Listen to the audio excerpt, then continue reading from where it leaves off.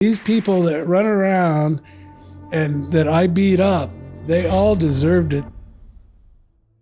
This is Tank Abbott, the UFC's very heel. If you're anywhere and you wanted to fight me back in those days, it was on. He claims to have over 200 street fights, was introduced as a pit fighter by Bruce Buffer, and literally forced the UFC to change the rules of the sport due to his actions inside the octagon. Tank would drink before fights, knock people out for looking at him weird, and was the epitome of a street fighter turned UFC star. And if it wasn't for guys like Tank Abbott, I mean, there would have been no early days. In a time where respectful jiu-jitsu fighters and honorable wrestlers were dominating the sport, Tank Abbott looked like he was plucked out of a dodgy back street bar and dropped in the octagon. And he became iconic for being someone you didn't want to mess with. So these are the times David Tank Abbott fought unassuming strangers. With a self-proclaimed street fight record of 245-5, Tank Abbott is truly a unique fighter that no one in MMA history comes close to replicating. He had a permanently angry look, wanted to viciously knock everyone out, and didn't care about learning the ground game all that much. Everybody thought that the skilled martial artist was always going to beat the fighter, right? But there was you were a skilled martial artist, but you were kind of more of a fighter, just a dude who fucks people up. And for you to just be going out there and knocking people out, you became the biggest star of the UFC, even without winning it. Right. You know, I mean, you beat a lot of good guys, but your power and your attitude, like when Matua went out and you did a little fucking dance. But his aggression that made him a star was also a curse, and one of Tank's most notorious stories landed him in prison for 6 months. It was before his time in the UFC, when while working behind the counter at a liquor store, one smart-ass customer got under Tank's skin a little too much. So in response, Tank did what Tank does, beating the holy hell out of this guy until he was in a coma. But it turns out the victim was a detective's son, so they threw the full force of the law at him. After looking through his files while in court, the judge reportedly told Tank he was a manic and that he was stunned he hadn't killed anyone yet. In the end, Abbott served half a year in prison. It's there where he likely developed his freakish strength he took into his career. This is 600 pounds. Let's see if he can handle it.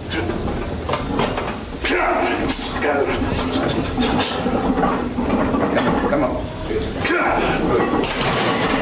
Oh my! With his star power, distinct look, and sheer strength, Tank was a shoo-in to be one of those rare MMA fighters who crossed over into pro wrestling. It's obviously a controversial time to be discussing MMA fighters versus pro wrestlers, but before Raja Jackson, we had Tank Abbott. Thankfully, it's nowhere near as extreme. Back in 1999, Tank Abbott had a brief stint with WCW, one of the largest professional wrestling promotions at the time. Goldberg ducks the clothesline. Here's a spear. He almost killed Tank Abbott as Kevin Nash dragged Rick Steiner out of the ring. Oh, what a shot, Scott Hudson. One of his big storylines was with tag team legend and WWE Hall of Famer Rick Steiner. During a ringside interview during a show, Steiner punched Tank Abbott, although it seemed scripted. Whether it was too forceful, actually not part of the plan, or just a bad day for Tank, the UFC fighter responded. What are you doing coming? You think in UFC you beat up a couple guys, you're gonna come here, talk trash? Yeah, you want to go? Let's go. You wanna go? Whoa! Hey, what the hell is going on? Get out of here. Oh my goodness, look at this! And we got our own tanks.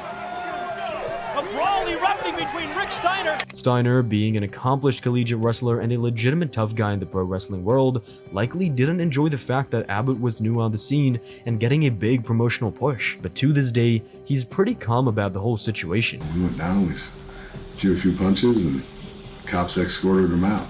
And it kind of led up to, then Eric started talking to him, and then he brought him back in, and then they brought us in and said, hey, you don't have a problem working with each other. I said, I don't have a problem working, I'm working, whatever we got to do. So they actually put us together for a little bit, a couple of matches, and then they put him with some of the other guys. Tank, on the other hand, would throw down now if he could. Rick might have liked to see things his way on that, but if the barrier wasn't there, he'd probably still be laying there looking for help. So that was real. You happened to be there at the show, and sure, it was real. But when things start happening. I didn't want to get in trouble, so I didn't cross the line, so to speak. In the end, Tank's pro wrestling career came to an abrupt end when he pulled out a knife mid-match. To this day, fans don't know if it was a work or a shoot. Either way, it led him back to full-time MMA and back to another story when he made a future UFC Hall of Famer cry literal tears in the training room. He still is a pussy. Who?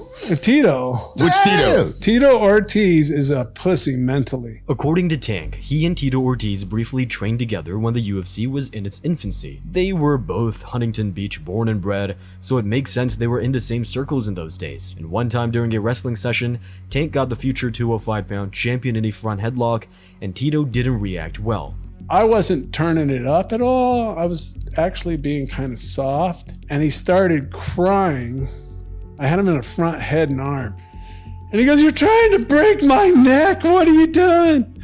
Oh my God." Like bawling like a little baby. Despite some doubt from Rampage about the situation, Tank absolutely doubled down on his story. I don't believe that. That's an absolute truth. on. There's one thing that I'll take a lie detector test. But Tito's an accomplished wrestler, right? And he's tough, man. He got a big neck and a big head. Yeah, exactly. How you put your arm around that big head? It was a front, he shot on me and I got in a front head and arm and I was squeezing and choking him. And, maybe after he went away with John Lober and started taking steroids that made his head grow so big that he was the pussy that I know him to be. It turns out Tank Abbott just absolutely hates Tito Ortiz, and it all stems from the time when at a fitness retreat, Ortiz asked Tank to borrow $500. But when Tank told him he didn't have that kind of money spare, Tito reportedly went behind his back and tried to steal it. Going through my checks, yep, like AT&T, whatever, yep. What? And it's his brother's name. And it just happened to coincide to be the day after he asked me for $500. And it was for $500. That's how bright the guy is. He ended up bad-mouthing Tito for a good 15 minutes, and probably isn't the only UFC fighter to have that level of disdain for the Huntington Beach bad boy. But before he was in the UFC, Tank was known for his wild antics and almost got extorted by a bar for the trouble he found himself in. And after finding out the UFC initially didn't want him because of it, he took that anger to a bar and unleashed it on some sorry soul. When Art called him and said, "Hey, that guy is a maniac. He's not only allowed to fight in the show, he's not allowed to be at the show. No effing way. That guy, he's crazy." So Tank did what Tank does and decided to go to a dive bar to let off some steam. In the bar, things for some reason start to escalate between Tank's friend and a girl, and words get exchanged, when all of a sudden her boyfriend decides to intervene, and then everything goes crazy. So that Paul didn't beat up her boyfriend, I came up behind him and got double underhooks underneath him from behind and was pulling him back, and all of a sudden I hear this loud crack and a light flash across my eyes. I'm like, what the happened? It was like, sounded like the jukebox machine got broke, the glass on it. What the hell happened, man? And I let go of Paul from pulling him back, and I turn around and there's a guy with a broken pool cue. Clearly this guy thought smashing a pool cue across Tank's face would be enough to incapacitate him, but Abbott had a chin made of granite. So when Tank turned to face him, this guy realized the critical mistake he had just made. Obviously, I put two and two together,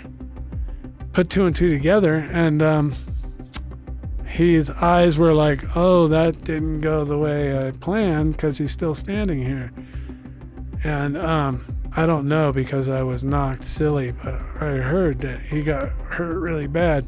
And that's why the bartender, or bar owner, wanted to extort money from me from having a tape of me beating up those guys. Of course, Tank never got blackmailed, and that was that. But another bar fight Tank was involved in actually had himself and Mark Coleman join forces to destroy anyone and everyone in their path. They were at a cocktail party with a bunch of fighters and celebrities. Also, there was boxing coach Al Stanky, who just so happened to be Vitor Belfort's coach. And speaking of coincidences, it was immediately after UFC 13 where Vitor Belfort, of all people, had beat Tank Abbott. Someone let Tank know that Vitor's coach was present and being obnoxious. There was a boxing trainer that was there, and he was kind of an arrogant ass and stepping on people and people that worked there. So they buzzed my ear and said, "This guy's an asshole." And I'm like, "Oh, really? Who?" And they're going, "Al Stanky, he's over there." So Tank, who was already extra angry, went over and stood near Stanky. I went over in his area, and it didn't take long before he noticed me, and he said something smart. So I ear cuffed him and slapped him upside the head, and then a whole riot took place in this cocktail party. You know, I never understood why you have a cocktail party with a bunch of fighters. According to Tank, the room turned to chaos. It was an all-out brawl with everyone in the bar involved. But Abbott wasn't alone, and some of the UFC guys took his side, one of them being the very first heavyweight champion, Mark Coleman. Somebody cold-cocked me, which was no big deal, and then he tackled that guy. And so it was like me and Mark and all us stooges that hung out with us fighting the other side of the party and all their stooges. And it got stopped, and then they were talking about banning it and the whole 9 yards, but nothing came of it. Although Tank didn't give us too many details, you can only imagine the damage he and Mark Coleman dished out that evening, because even against other fighters, Tank was trying things in the octagon that even the officials had never considered possible. Back in 1996, there weren't many rules in the UFC. It was very much advertised as no-holds-barred fighting. No one had ever done it before on television. It had never been, in America at least, it had never been a thing. And then to all of a sudden have this. No time limit, no time division, no gloves. No rules. No everything. No biting, no eye gouging. Yeah, right? you could punch the nuts, everything. Yep. But if you do a gouge or bite, like Gerard Gordeau, as soon as I took him down, he bit my ear. On the first year, on the finals, in the first UFC, but there's no punishment. There's no, okay, you're gonna get disqualified. It's like, don't do it again, sir. And while there were discussions and some ruling around eye gouging, biting, and things of that nature, something no one had ever considered was the idea of a fighter being thrown out of the octagon. But not only had Tank Abbott had the idea, he planned on doing it. So during one of his fights, Tank literally picked up his opponent and tried to throw him over the top of the octagon like it was a WWE Royal Rumble. Oh, you almost threw him out of the mat, out of the octagon. Oh yeah, I remember that. Yeah, well, I could have thrown that guy 5 rows into the thing. Like I told you, I was very strong back then, and I sat there. I had a minute to think. His ass was up on the pole there, and I go, if I throw that fucker out, he's gonna come back, and I'm gonna have to take him down again and beat on him again. I could just chain pull him off the fence and finish it. And that's what I opted to do. His opponent claims if it wasn't for his heels stuck in the padding, he would have ended up getting launched onto the metal outside the cage. In the end, Tank opted to simply slam his opponent and ground and pound them until they submitted to strikes. But it made everyone watching at the time aware of a huge oversight from the company. So immediately after, they made it illegal for a fighter to try and throw their opponent out the octagon. They made a rule out of it, I guess. You can't throw people out of the cage. Yeah, because you can't. of you. Right. And a lot of things they did, they go, oops, we didn't think about that. Like the fish hooking and stuff. I don't think anyone to this day would have been crazy enough to have attempted it, but Tank Abbott's brain works in different ways to the rest of us. In fairness, the guy was notorious for being in bars, slamming beers, and getting into fights. Hundreds of street fights, drunk. And it's fun. I swear to you, I'm not kidding you. Charles, I think it was. I'm telling you, the drunker you get, it's kind of like evening out the scale. You're so drunk you can't function. You take some more shots, but at the end of the day, I'm usually walking away and you're usually getting laid on a stretcher and going away. That wild personality, mixed with his all-out aggression when it came to fighting legitimately, made Tank Abbott a mini-star. Even though guys like Ken Shamrock, Dan Severn, Vitor Belfort, and many others were competing, it was Tank Abbott who starred in an episode of Friends when it was one of the biggest shows on television. Don't worry, Coach, he taught me how to use an opponent's strength and weight against him. Well, then that guy is in serious trouble. He truly was a wild character, which is why having him come on WCW as a professional wrestler was an absolutely terrible idea on their behalf. Because while YouTube was still young, a video surfaced of him in a backyard brawling with a former opponent he faced in the octagon. At UFC 11 in 1996, Abbott suffered a pretty unremarkable decision loss to a fighter called Scott Ferrozo. Tank claimed he had an injured knee and that Ferrozo was on steroids, so of course the two didn't see eye to eye afterwards. But fast forward to 15 years later, the two ended up having an underground fight in someone's backyard. 5'10", 300 pounds, UFC pioneer, UFC legend, from Minnesota, record of 4-2. Scott Pitbull Ferrozo. Both Tank and Scott were in their mid to late 40s, clearly very out of shape, and it was a depressing spectacle considering Tank was once a star in the early days of the sport. But even so, Tank still had some dangerous hands.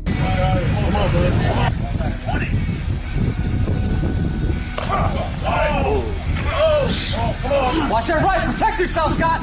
Protect yourself. Protect yourself. Cover up. Everybody, let's camera. Cover up, baby. Cover up. Cover up. Cover up. Cover up. After this though, there was about 10 minutes of Tank just laying on top of Ferrozo without a lot of action. Tank didn't have the gas tank to do any real ground and pound, while Ferrozo didn't have the energy to get back to his feet. For someone who is so iconic and important to the sport, it's kinda sad he was having backyard fights for no real reason long after his career was over. But that fight within him is 100% the reason he is still alive today. In 2018, Tank Abbott's history of drinking and fighting caught up with him, and he required an emergency liver transplant. It was as touch and go as you could get. Finally got caught up with all my wildlife and blew a gasket on my liver, but thanks to Cedars-Sinai, I got a nice transplant and everything's just moving right along. He lost over 100 pounds while in intensive care, but thankfully is fighting fit now. 107 days in ICU at Cedars-Sinai. So, and I had died 5 times and I had 6, maybe more strokes. So it was like a clutter. So I was been out of commission a little bit. I'm looking forward to this interview because I'm getting fired up again to go out and do things that I love to do, my passion, and that is to kick ass. When it comes to UFC fighters and street altercations, Tank Abbott should forever be the first fighter that comes to mind. Thanks for watching. A ton of research went into this video, so go hit subscribe if you enjoyed it. We post videos just like this every single week, and subbing is the best way to make sure you don't miss them.